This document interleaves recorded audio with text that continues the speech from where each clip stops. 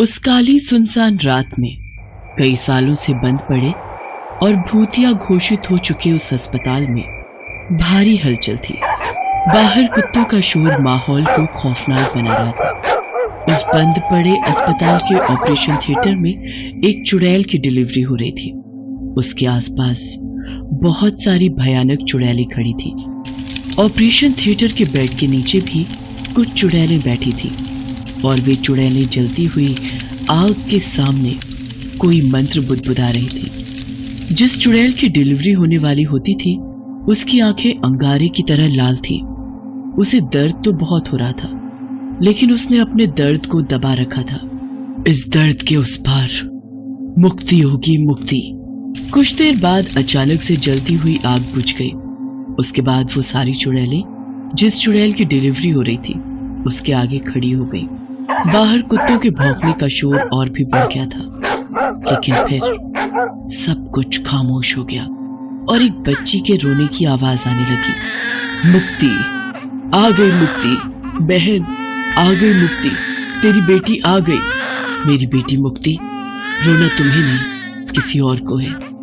इस घटना के कुछ दिनों के बाद की बात है। रात के 11:30 बज रहे थे।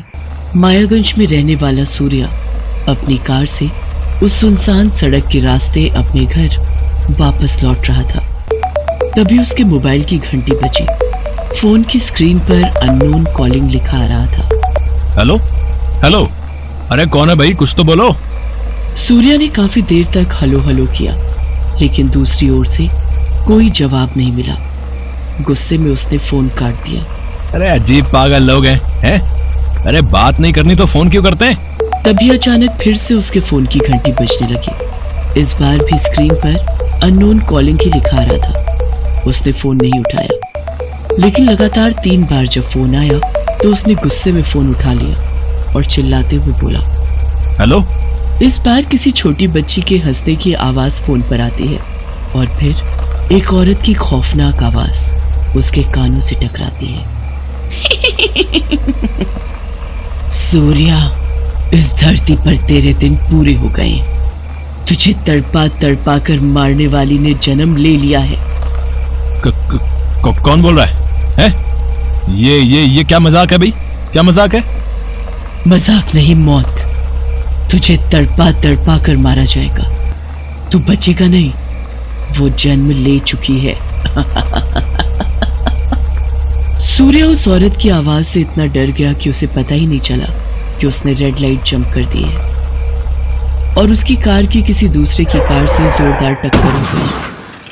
उस कार को एक लेडी चला रही थी और वो पूरी तरह से घायल हो गई थी। उसके चेहरे से खून निकल रहा था और वो सड़क पर गिरी हुई तड़प रही थी।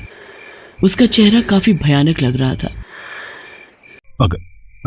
अगर मैं यहाँ रुका तो खामखा फंस जाऊंगा। मुझे यहाँ से भाग जाना चाहिए। रात काफी हो गई थी, इसलिए सड़क लगभग सुनसान हो गई थी। सूर्या ने कार पीछे घुमाई और फिर तेज रफ्तार में वहां से निकल गया, लेकिन तभी उसे एहसास हुआ कि उसकी कार की पिछली सीट पर कोई बैठा हुआ है। उसने गाड़ी के शीशे में जो देखा उसे देखकर उसकी चीख निकल गई। अरे ये तो वही औरत है जिसका एक्सीडेंट मेरी गाड़ी से हो गया था। ये यहाँ कैसे आई? तुझे तड़पा तड़पा कर मारने वाली जन्म ले चुकी है। तू बचेगा नहीं। ये कहकर वो औरत वहां से गायब हो गई। ये देखकर सूर्या के दिल की धड़कनें जोर जोर से धड़कने लगी। कौन थी वो औरत? और उसने भी सेम वही बात कही जो मुझे फोन पर किसी औरत ने कही थी। क्या हो सकता है? क्या हो सकता है इन दोनों बातों का कनेक्शन? सूर्या अपने अपार्टमेंट पहुंच गया था, लेकिन रास्ते में हुई घटना अब भी उसकी आंखों के आगे घूम रही थी। वो लिफ्ट में गया और अपने फ्लोर का नंबर 8 दबाया। लिफ्ट धीरे धीरे ऊपर जा रही थी। तभी लिफ्ट की दीवारों से खून निकलने लगा और उस खून से लिफ्ट की दीवारों पर कुछ लिखा जाने लगा। अरे ये क्या हो रहा है? लिफ्ट के अंदर खून कहां से आ गया? और ये क्या लिखा है? और ये क्या लिखा हुआ है इन दीवारों पर? जब सूर्या ने लिफ्ट की दीवारों पर लिखा हुआ पढ़ा तो उसका दम फूलने लगा। उसके हाथ पैर कांपने लगे। लिफ्ट की दीवार पर लिखा था, सूर्या, इस धरती पर तेरे दिन पूरे हो गए हैं। तुझे तड़पा तड़पा कर मारने वाली ने जन्म ले लिया है। ये क्या हो रहा है मेरे साथ? ये बार बार एक ही बात क्यों दोहराई जा रही है? मैं पागल हो जाऊंगा, मैं पागल हो जाऊंगा। सूर्या लिफ्ट से निकलकर सीढ़ियों से भागता हुआ अपने घर पहुंचा और जोर जोर से दरवाजा खटखटाने लगा। दरवाजा उसकी माँ ने खोला। माँ माँ माँ, मुझे कोई मारना चाहता है, उसका जन्म हो गया है माँ। उसके चेहरे का उड़ा रंग और इस तरह की बातें सुनकर उसकी माँ सुनैना देवी भी घबरा गई। उसकी बहन कामिनी भी कमरे के अंदर से बाहर आई। अरे किसका जन्म हो गया है? कौन तुम्हें मारना चाहता है? क्या हुआ भैया, ये सब तुम क्या बोल रहे हो? तभी लिफ्ट आकर 8वें फ्लोर पर रुकी। सूर्या अपनी माँ का हाथ पकड़े लिफ्ट के पास खींच कर ले गया। उसकी बहन कामिनी भी पीछे पीछे आई। माँ, अभी अभी लिफ्ट की इस दीवार पर खून से वो बात लिखी हुई थी कि मुझे मारने वाले ने जन्म ले लिया है। पर यहाँ तो कुछ भी नहीं लिखा है भैया। कुछ भी नहीं लिखा है? पर अभी तो था। कहाँ गया वो लिखा हुआ? सूर्या को समझ नहीं आ रहा था कि खून से लिखी वो लाइनें अचानक कहाँ गायब हो गई।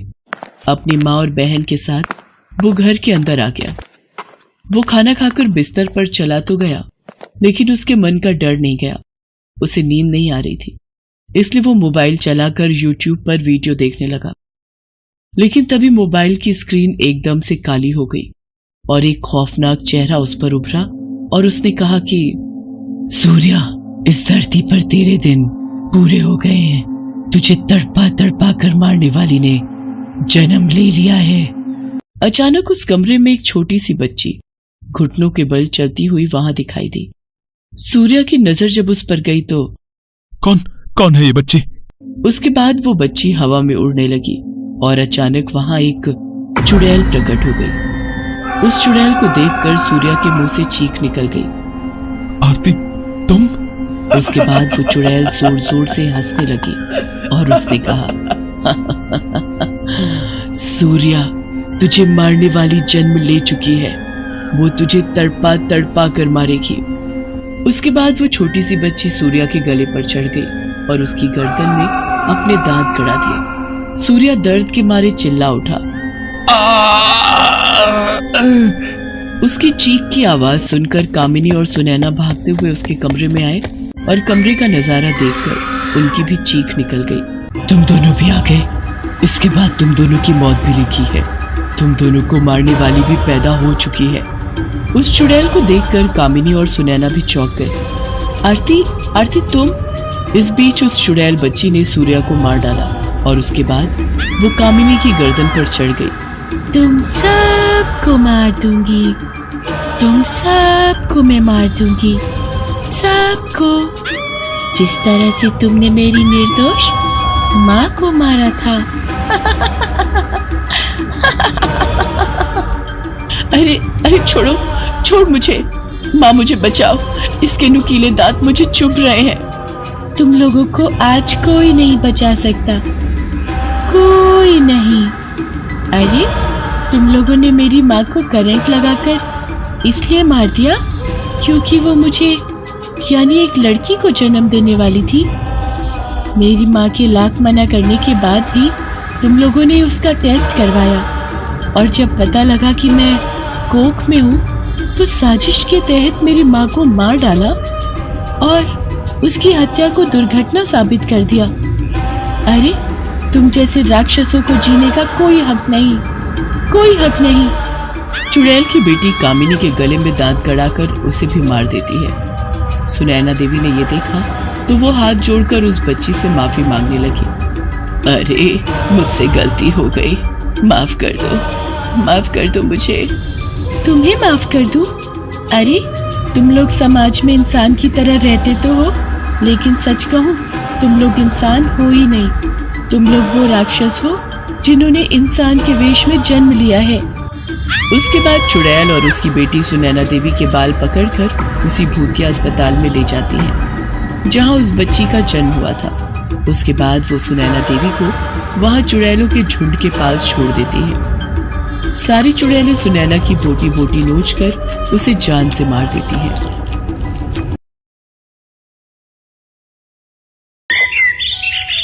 ये कहानी है जमालपुर में रहने वाले राजकुमार और उसकी 7 साल की बेटी सुगंधा की। राजकुमार अपनी बेटी को जान से भी ज्यादा प्यार करता है। सुगंधा भी अपने पापा के बिना नहीं रह सकती है। हर दिन की तरह राजकुमार ऑफिस से आकर सुगंधा के साथ बालकनी में बैठा है और उससे बातें कर रहा है। वे दोनों आसमान की ओर देख रहे हैं। पापा, वो जो ऊपर आसमान में सबसे चमकीला तारा है वही माँ है ना मेरी? हाँ बेटा, वही तुम्हारी माँ है। दिव्या नाम है तुम्हारी माँ का। वो इतनी ऊपर क्या कर रही है पापा? वो रोज ये देखती है कि कहीं उसकी बेटी को कोई तकलीफ तो नहीं है, कोई उसे परेशान तो नहीं कर रहा। पर पापा, माँ तो ये काम यहाँ रहकर भी कर सकती थी ना? उसकी बातों को सुनकर राजकुमार की आंखों में आंसू आ गए, लेकिन उसने झट से पूछ लिया, पापा मैंने उन्हें कभी देखा नहीं, फिर भी उन्हें मेरी इतनी चिंता है। वो इतना प्यार क्यों करती है मुझे? माँ ऐसी ही होती है बेटा, वो रहे या ना रहे, पर कभी अपने बच्चों को अकेला नहीं छोड़ती, कभी नहीं छोड़ती, किसी भी परिस्थिति में, किसी भी हालत में। अब अपने पापा से बातें ही करती रहोगी या उन्हें थोड़ा टाइम दोगी ताकि वो किचन में जाकर अपनी प्यारी सी बेटी के लिए आलू के गर्मा गर्म पराठे बना सकें? पराठे? हाँ पापा, जोरों की भूख लगी है मुझे, आप बनाइए पराठे, मैं यही माँ से बातें करती हूँ। उसकी बातों को सुनकर राजकुमार ने सुगंधा को गले से लगा लिया। आई लव यू पापा। आई लव यू टू बेटा। राजकुमार किचन में चला गया और सुगंधा वहीं बालकनी में बैठी रही। माँ, तुम मुझे बहुत प्यार करती हो ना? क्या तुम मुझे पापा की तरह गले लगा सकती हो? ये कहकर पता नहीं उसे क्या हुआ, उसने अपनी बाहें खोली, लेकिन उसका पैर फिसल गया और 19वीं मंजिल की अपनी बालकनी से वो नीचे गिरने लगी। उसने उस समय अपने पापा को जोर से आवाज लगाई, पापा, पापा मुझे बचाओ, पापा मुझे बचाओ। राजकुमार ने जैसे ही अपनी बेटी की आवाज सुनी, वो भागा भागा बाहर आया और उसने अपनी बेटी को नीचे गिरते देखा। उसके बाद पता नहीं क्या हुआ, वो भी नीचे कूद गया और अपनी बेटी को हवा में ही लपक लिया। पापा, पापा। दोनों बहुत देर तक हवा में ही लटके रहे। जिसने भी ये घटना देखी उसने दांतों तले अपनी उंगली दबा ली। ये तो चमत्कार है, चमत्कार। कुछ देर वो हवा में लटके रहे, फिर वो धीरे धीरे नीचे आने लगे। उन्हें ऐसा लग रहा था जैसे कोई उन्हें अपने हाथों में पकड़कर नीचे ला रहा है। सुगंधा अपने पापा को आश्चर्य से देख रही थी और राजकुमार मुस्कुराते हुए सुगंधा को देख रहा था। पूरे शहर में इस घटना की चर्चा हो रही थी। सभी बाप बेटी के इस प्यार के बारे में बातें कर रहे थे। अगले दिन, पापा आप कहते हैं कि माँ मुझे बहुत प्यार करती है, लेकिन आप गलत हैं। इस दुनिया में सबसे अधिक प्यार आप मुझे करते हैं, तभी तो अपनी जान की परवाह किए बिना आपने 19वीं मंजिल से मेरे लिए छलांग लगा दी। उसकी बातों को सुनकर राजकुमार की आंखों में आंसू आ गए और वो अपनी बेटी से पुरानी बात बताने लगा। आज मैं तुम्हें तुम्हारी माँ की एक बात बताता हूँ। 7 साल पहले जब सुगंधा को जन्म देने का वक्त आया, तब राजकुमार की पत्नी दिव्या के मन में अजीब सी बेचैनी उठ रही। वो बार बार अपने पति से कहती, राजकुमार पता नहीं आजकल मेरे मन में एक डर सा बैठ गया है। डर? कैसा डर दिव्या? मान लो डिलीवरी के समय अगर मुझे कुछ हो गया तो मैं अपने अंदर पल रही नन्ही सी जान को कैसे प्यार करूंगी? ये तुम कैसी बातें कर रही हो दिव्या? भला तुम्हें कुछ क्यों होगा? देखना, हम दोनों मिलके अपनी होने वाली संतान को प्यार देंगे, बहुत सारा प्यार। धीरे धीरे दिव्या की डिलीवरी का समय नजदीक आ गया। उसे अस्पताल में भर्ती कराया गया और उस रात डिलीवरी के समय सब कुछ गड़बड़ हो गया। वो दर्द से चीख रही थी। डॉक्टरों के चेकअप के बाद सब कुछ क्रिटिकल हो चुका था। अगर औजार के जरिए वो अपने अंदर पल रहे बच्चे को खत्म करवा सके तो मुमकिन है कि उसकी जान बचाई जा सके। ये बात सुनकर दिव्या को ऐसा लगा जैसे किसी ने अचानक ही हजारों किलो का पत्थर उसे दे मारा हो। उन 9 महीनों में उसे जिस प्यार का अनुभव हुआ था, उस अनुभव ने उसे सोचने पर मजबूर कर दिया और एक ही पल में सारा निर्णय इस आधार पर बदल गया। डॉक्टर साहब, 9 महीने तक इस बच्चे का इंतजार उसे मारने के लिए नहीं किया था। मैं माँ हूँ उसकी, मैं ये कभी नहीं कर सकती, कभी नहीं। बिना देर किए ऑपरेशन किया गया और जैसे ही बच्चे को बाहर निकाला गया सब शांत हो गया। दिव्या के बगल में उसकी नवजात बच्ची भी खामोश पड़ी थी और दिव्या भी। दोनों की सांसें नहीं चल रही थी, दोनों की मौत हो चुकी थी। आई एम सॉरी, हम दोनों में से किसी को नहीं बचा सके। राजकुमार की आंखें आंसुओं में तैर रही थी। वो गहरे सदमे में था। उस समय उसे ये तक ना पता था कि अब वो दिव्या का पति है या इस मृत बच्ची का पिता। माँ और बेटी दोनों की सांसें थमी हुई थी। आखिरी निर्णय सब कुछ बदल चुका था, पर तब तक राजकुमार ने अपनी पत्नी को आखिरी विदाई देने के लिए और उसके मुंह को हटाने के लिए उसका हाथ न छोड़ा। और जैसे ही उसने उसका हाथ छोड़ा, दिव्या का हाथ उस शांत पड़ी बच्ची पर बिजली की तरह गिरा और वो जोर से रोने लगी। डॉक्टर, डॉक्टर, मेरी बेटी जिंदा है। सभी को आश्चर्य हुआ कि आखिर वो मरी बच्ची जीवित कैसे हो गई। पापा, मेरी माँ मुझसे इतना प्यार करती थी, वो भी बिना मुझे देखे हुए इतना बड़ा निर्णय ले लिया। हाँ बेटा, और कल जब तुम बालकनी से नीचे गिर रही थी तो भी तेरी माँ ने ही तुझे बचाया। दिव्या अपनी बच्ची को बहुत प्यार करती थी। वो हमेशा उसके आसपास ही रहती, उसे बिना बताए और बिना दिखे। उस दिन जैसे ही दिव्या नीचे गिरने लगी, उससे रहा नहीं गया। उसकी आत्मा राजकुमार के शरीर में प्रवेश कर गई और उसने उसकी जान बचा ली। इस तरह तेरी माँ ने फिर से एक बार तुझे बचा लिया मेरी बच्ची, एक बार फिर से तुझे बचा लिया। अपने पापा की बात सुनकर दिव्या की आंखें भर आईं। वो आसमान में उस तारे की ओर देखने लगी और उसे दूर से ही गले लगा लिया। तभी सुगंधा को भी एहसास हुआ कि किसी ने उसे भी जोर से गले लगा लिया है। हेलो दोस्तों, कैसे हैं आप सब? हमारी कहानियाँ देखने के लिए हमारे चैनल को सब्सक्राइब कीजिए और हाँ, बेल आइकॉन पर क्लिक करना मत भूलिएगा।